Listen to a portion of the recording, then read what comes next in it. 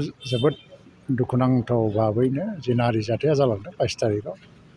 आरो बेनि हेंथायै मैया गासै माजबातनि गुबुन गुबुन हारि माहारिनि दल संगठनफ्रा सास्ति नागिरनानै न्याय नागिरनानै आन्दलन खालामदों। जोबोद मोजां बाथ्रा जे क्राइमनि एगेन्स्टआव बयबो हारिनि बयबो संगठना ज' जानानै गसंदों। अलरेडि गासैबो एक्युजफोरखौ एरेस्ट खालामनाय जाबाय, पक्स' आयेननि सिङाव रेजिस्टारबो जाबाय आरो पक्स' आयेना जोबोद गोख्रों, ओंखायनो बिसोरो जोबोद गोख्रों साजा मोनगोन आरो बिसोर बारग'नो हाया। आसाम सरकारनिफ्राय बिसोरखौ जेसेबां हायो गोख्रोंनिफ्राय गोख्रोंसिन सास्ति होनायनि थाखाय बेबस्था लानाय जागोन। लोगोसेयैनो जिनाहारि जानाय न'खर आरो बेक्तिनो बिटिसि सरकारनिफ्रायबो फरायनायनिफ्राय लानानै न'खराव जिखिनि सापर्ट नांगौ बेखौ होनायनि थाखाय दिनै डेपुटि चिफ मानव गेदेर गबिन्द बसुमतारिया दल संगठनफोरनि सिगाङाव खोथा होदों आरो आंबो आसाम सरकारनि जानानै भिक्टिमनि सिकित्सानि थाखाय जे सुबिदा नांगौ बावहाय खालामनांगौ, गुवाहाटियाव लांनांगौ गासिबो जोङो रेडि गभर्नमेन्टनिफ्रायनो आरो बेनो न्याय होनायनि थाखायबो गभर्नमेन्टआ जोबोद एक्टिभलि चिफ मिनिस्टारा खामानि मावगासिनो दं। चिफ मिनिस्टारनि थिननायावनो जों मैया मावफैदों। दा आंनि एपिला बेनो जे जाय भिक्टिम बियो नर्मेल जिबन मोनफिननांगौ, फरायनाय, थांनानै थानाय, न'खर खांनायनिफ्राय लानानै गासिबो नर्मेलि फैफिननांगौ, बे साक्सेसफुल सासे स्टुडेन्ट जानांगौ बेखौ आं आसा खालामो आरो जोंनि दल संगठनफोरखौ आं बेखौनो खावलायदों जे बे बिथिङाव जाहाथे जे बै भिक्टिमखौ मोनसे काउन्सेलिंबो होयो आरो बेक्तिगतभाबै जों जाहाथे जोथोन लायो। रेफारफ्रा पक्स' आयेननि सिङाव जेब्लानाखि ट्रायल जागोन बे फार्स्ट ट्रेकआव जागोन आरो बिसोर दसे सास्ति जागोन। बिसोरो पक्स' आयेननि सिङाव जिखिनि दङ जे आगोलाव लाइफ इमप्रिजनमेन्टनि खोथा फैयोमोन, दा बाहाय एफा एनै सोलायनाय फैदों। बे मथे बिसोर खुनु रेहाय मोना,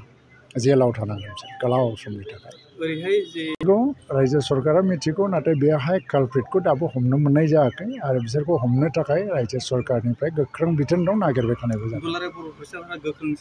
दा सोमावसारनायाथ' मोजाङानो जादों जास्टिसनि थाखाय आरो रायजो सरकारा बिनि सायाव एवार आरो रायजो सरकारनिफ्राय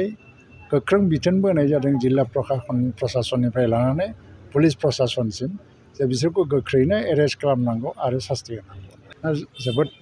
दुखुनांथाव भाबैनो जिनाहारि जाथाया जालांदों 22 तारिखआव आरो बेनि हेंथायै मैया गासै माजबातनि गुबुन गुबुन हारि माहारिनि दल संगठनफ्रा सास्ति नागिरनानै न्याय नागिरनानै आन्दलन खालामदों। जोबोद मोजां बाथ्रा जे क्राइमनि एगेन्स्टआव बयबो हारिनि बयबो संगठना ज' जानानै गसंदों। अलरेडि गासैबो एक्युजफोरखौ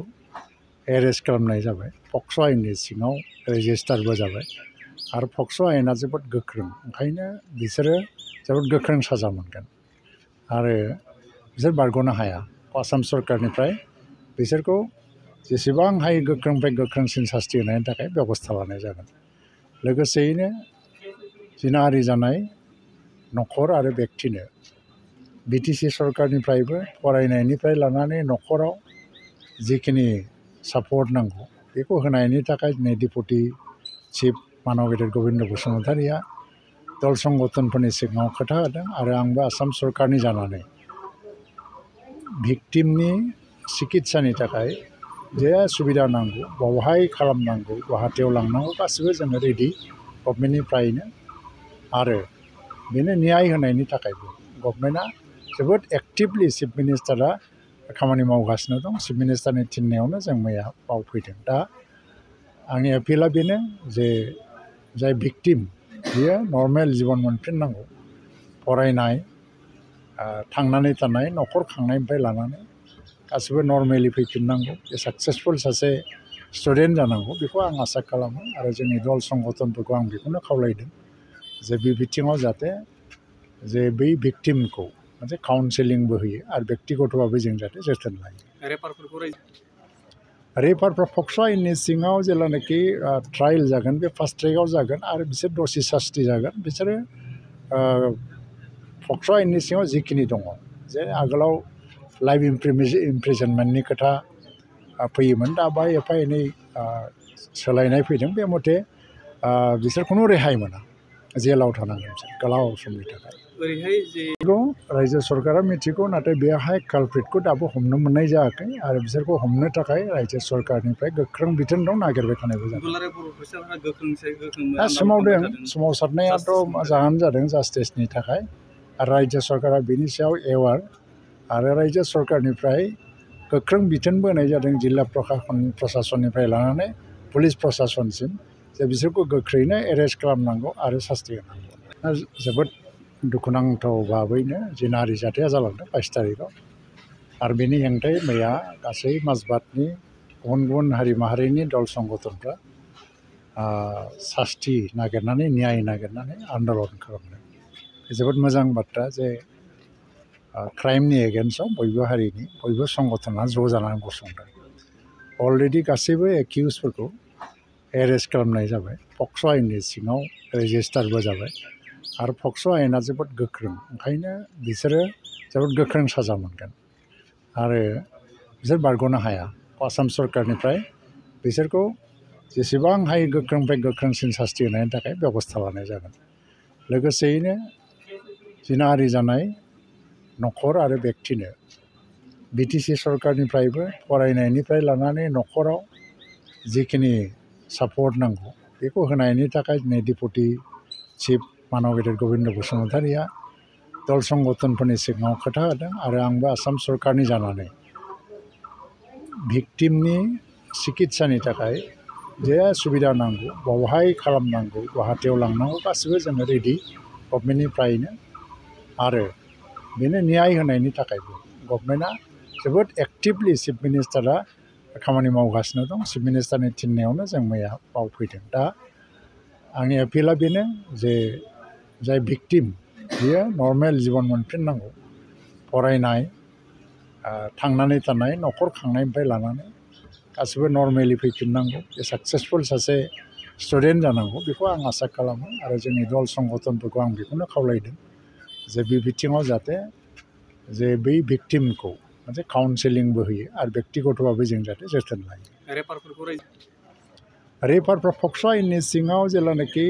ट्रायल जागोन बे फार्स्ट ट्रेकआव जागोन आरो बिसोर दसे सास्ति जागोन बिसोरो पक्स' आयेननि सिङाव जिखिनि दङ जे आगोलाव लाइफ इमप्रिजनमेन्टनि खोथा फैयोमोन दा बाहाय एफा एनै सोलायनाय फैदों बे मथे बिसोर खुनु रेहाय मोना जेलाव थानांगोन बिसोर गोलाव समनि थाखाय ओरैहाय जे रायजो सरकारा मिथिगौ नाथाय बेहाय कालप्रिटखौ दाबो हमनो मोननाय जायाखै आरो बिसोरखौ हमनो थाखाय रायजो सरकारनिफ्राय गोख्रों बिथोन दं नागिरबाय थानायबो जादों सोमावदों सोमावसारनायाथ' जाहोन जादों जास्टिसनि थाखाय आरो रायजो सरकारा बेनि सायाव एवार आरो रायजो सरकारनिफ्राय